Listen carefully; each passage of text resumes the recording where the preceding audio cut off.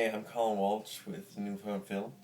I'm going to talk to you about the Best Director category at the 83rd Academy Awards. First, I'm going to talk about the big snub that everyone's talking about. I actually heard about it just that time on some of the tabloid programs. Um, Christopher Nolan's big snub for Inception. He never got in there. It is a strong category, but I'm really surprised. I thought this was his year, and he for not getting in there a few years ago with The Dark Knight, and then going back 10 years now with Memento.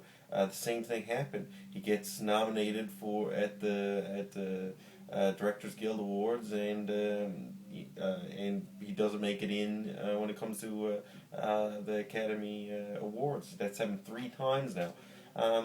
It looks like just bad luck, or maybe it's just the Academy is looking for something else, or something he's not giving him. I think originally, at first, I think it had to do with he was just too small. The film was Memento was a very small film, but now he's a big director.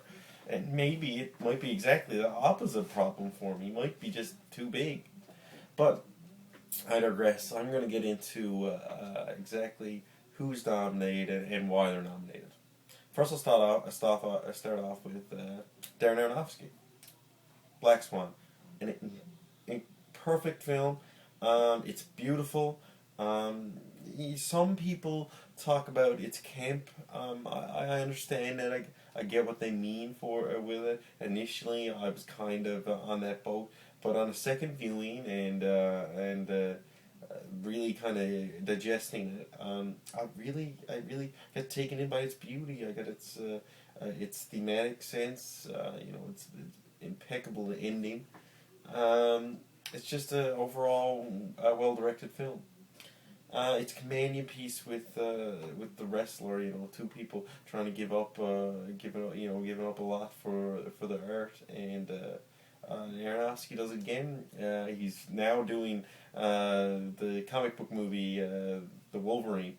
Now taking on something like that. So it's going to be a huge different change for in his career. So I look forward to seeing it. I'm a comic fan. So I think he has something to show us. Next is David O. Russell with The Fighter. Now what David O. Russell got to talk about is he really pushed his actors a long way in this film. Christian Bale is perfect. He's excellent. Melissa Leo is really, really good. Amy Adams is perfect, and people often forget about Mark Wahlberg. Mark Wahlberg really put in his performance in there too. He was close to getting nominated too. I think Javier Bardem pushed out a few people, Ryan Gosling and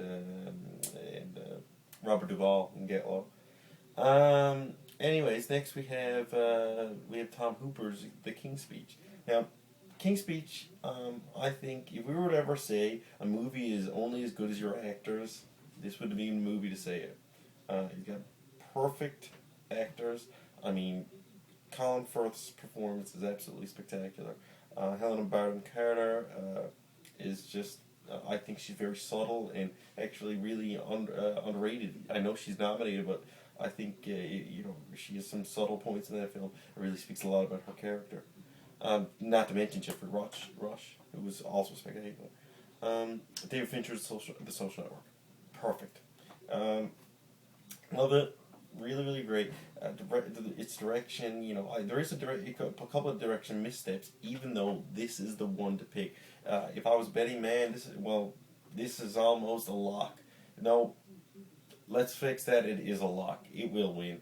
I think it actually has a few missteps next to the previous 3, but it does have a lot of funness to it. A lot of it does make steps in a different direction, and it takes a lot of guts to do the film and about Facebook and being so currently about it.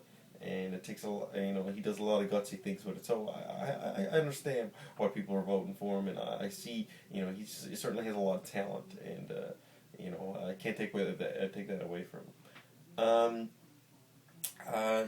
Joel and Ethan Coen. This is actually the one I have the most, most difficulty with. I love Joel and Ethan Coen, and last year my favorite film was A Serious Man.